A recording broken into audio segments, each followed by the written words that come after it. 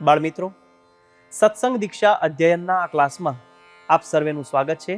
આજના ક્લાસમાં આપણે શ્લોક નંબર 175 અને શ્લોક નંબર 176 નો અભ્યાસ કરીશું. સૌ પ્રથમ શ્લોક નંબર 175 ની પહેલી કડીનું અહીંથી હું ગાન કરીશ, તેને ધ્યાનથી બરાબર સાંભળજો.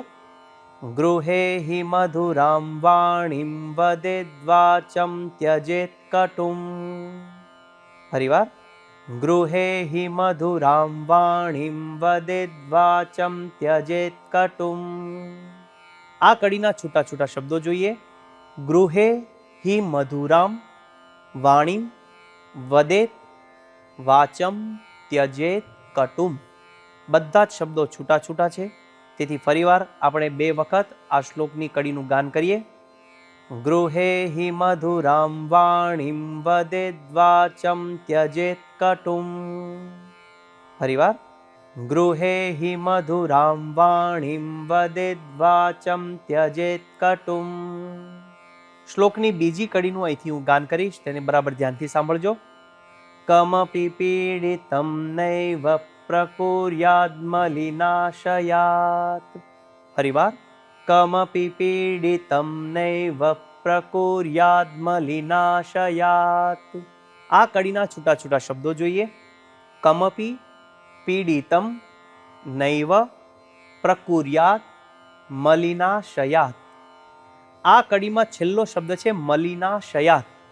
એમાં 2 શબ્દ છૂટા છૂટા છે.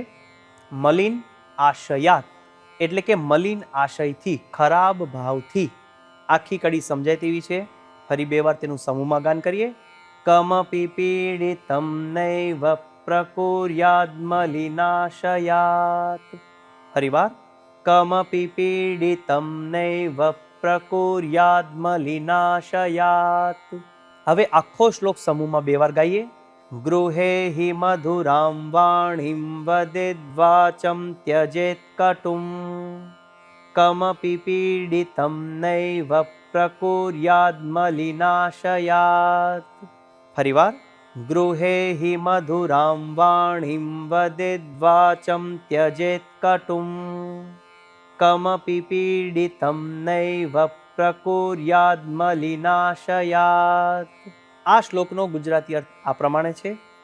ઘરમાં મધુર વાણી બોલવી, કડવી વાણીનો ત્યાગ કરવો અને મલિન આશયથી કોઈને પીડા ન પહોંચાડવી.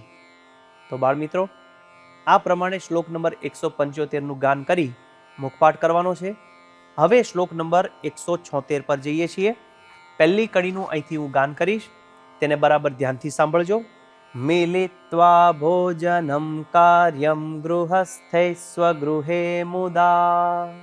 ફરીવાર, મિલિત્વા ભોજનમ કાર્યમ ગૃહસ્થૈ સ્વગૃહે મુદા.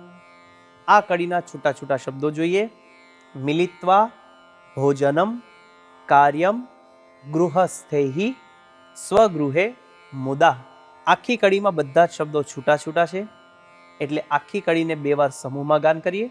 મિલિત્વા ભોજનમ કાર્યમ ગૃહસ્થૈ સ્વગૃહે મુદા.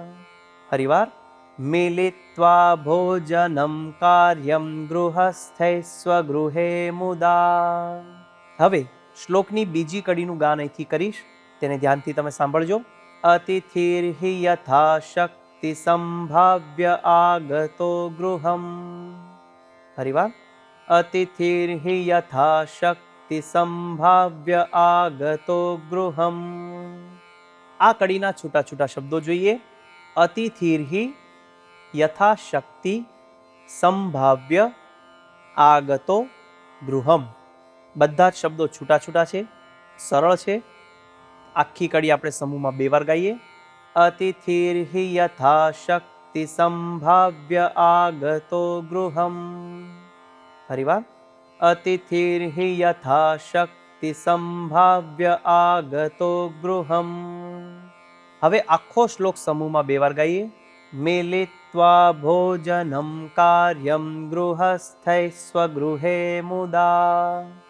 અતિથિર્હિ યથા શક્તિ સંભાવ્ય આગતો ગૃહમ.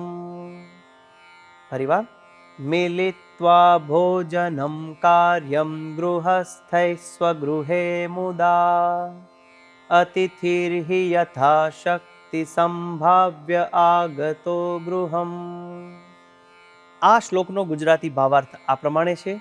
ગૃહસ્થોએ પોતાના ઘરમાં ભેગા મળી આનંદે ભોજન કરવું અને ઘરે પધારેલા અતિથિની એટલે કે મહેમાનની પોતાની શક્તિ પ્રમાણે સંભાવના કરવી. તો બાળમિત્રો, આ પ્રમાણે શ્લોક નંબર 175 અને શ્લોક નંબર 176 ગાન કરી મુખપાઠ કરીએ અને મિશન રાજીપો લેવા માટે તત્પર રહીએ. આવતા ક્લાસ સુધી સર્વને જય સ્વામિનારાયણ.